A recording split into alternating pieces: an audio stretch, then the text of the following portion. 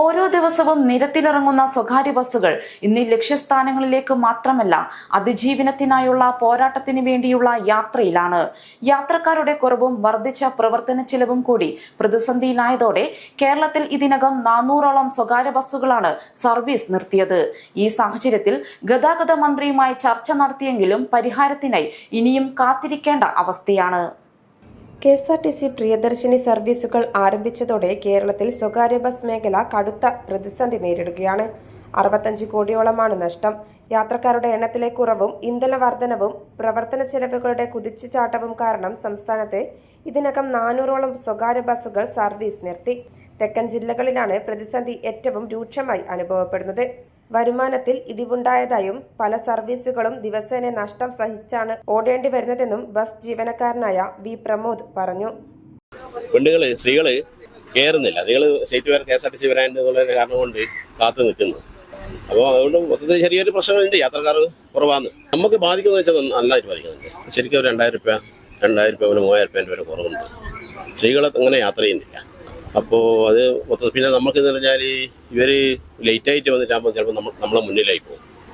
അപ്പോൾ നമുക്ക് ശരിക്കും എന്താ പറയണ്ടേ, കൂനുമേൽ കുരു എന്ന് പറഞ്ഞ പോലെ എന്താ വെച്ചാൽ ഇവർ ലേറ്റായി വരുകയും ചെയ്ത് അപ്പോൾ അതിൻ്റെ ഒരാൾ പറഞ്ഞ് പിന്നെ സ്ത്രീകൾ മുഴുവൻ അതിലേക്ക് കയറുകയും ചെയ്യും.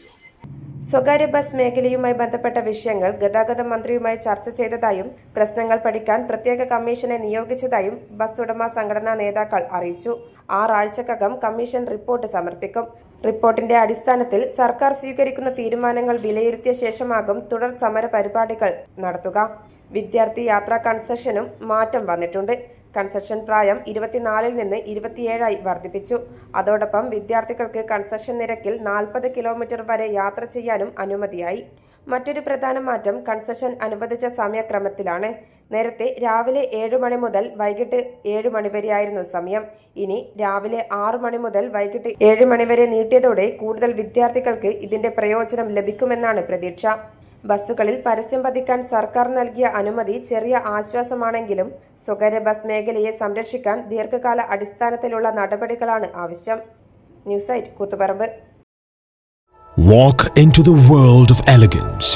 The largest showroom of tiles and sanitary wares. Core Stones. Tiles, sanitary ware.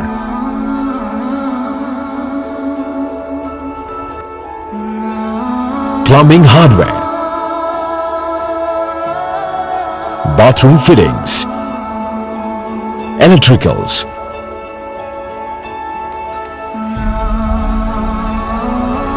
Building materials. Marbles. A unique collection of masterpieces.